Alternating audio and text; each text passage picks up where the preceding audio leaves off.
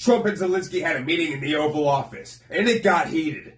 With us, you start having not cards. playing cards. Right now, you don't. You're playing cards. Mr. President. You're playing cards. Serious. You're gambling with the lives of war. millions of people. You're gambling with World War III. You're gambling with World War III. Staying strong from the very beginning of the war. We've been alone, and we are thankful. I said thanks you haven't in been this alone. cabinet. You haven't been alone. In this cabinet. We gave you, through this stupid president, $350 billion. You voted we gave for you your military president. equipment, You and you voted men for are your brave, president. but they had to use our military. What about If you didn't have our military equipment, you invited if me you to didn't have our military equipment, this war would have been over in 2 weeks. I want to stop the war, But you're saying you don't want a ceasefire. But I said to you, I want a ceasefire. with guarantees. Because you'll get a ceasefire faster than an agreement. Ask our people about ceasefire, what they think. Just after the incident, Ukraine MP Dubinsky called for the impeachment of President Zelinsky after this intense meeting at the White House with U.S. President Trump and Vice President Vance. Country. But what we saw at the Oval Office yesterday, that the egos were so high that these two leaders were not ready to come on the same page, and by both countries to build relationship and trust. Perhaps that relationship. Dubinsky criticized Zelinsky for what he termed as diplomatic failure that resulted in Ukraine losing unconditional U.S. support. He urged Parliament to take action, citing foreign policy failures, leadership missteps in the war, and suppression of opposition.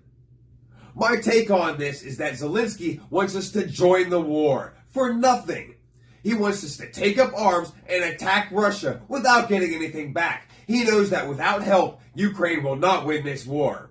In Ukraine's history, our previous presidents and Ukraine have made deals with Russia, talked a good game, and did nothing when Russia called their bluff.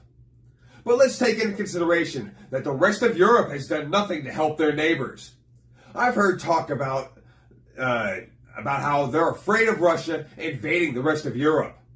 They're afraid of World War III, but to be real, they could have put an end to this. They could have stopped Russia yesterday if they really wanted to get involved. Whereas Trump believes that when America has a financial stake, that Putin will cease fire and back off. Trump does not want to go to war. None of us want to go to war, especially if we're not getting anything in return. Why should Americans go to die for a country that doesn't support them? I mean, Ukraine's not part of NATO. We're not getting anything here. Ukraine has already been given billions of dollars and a buttload of guns and weapons from the U.S. It would be a slightly different situation if Russia attacked a country that we had a financial stake in.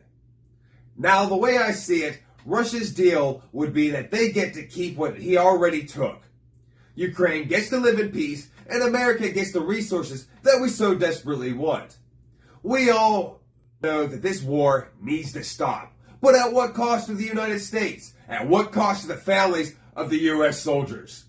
Personally, I agree with Trump and Vance. If Ukraine wants more help from us, it's going to have to come at a cost, and not a cost of the U.S. soldiers.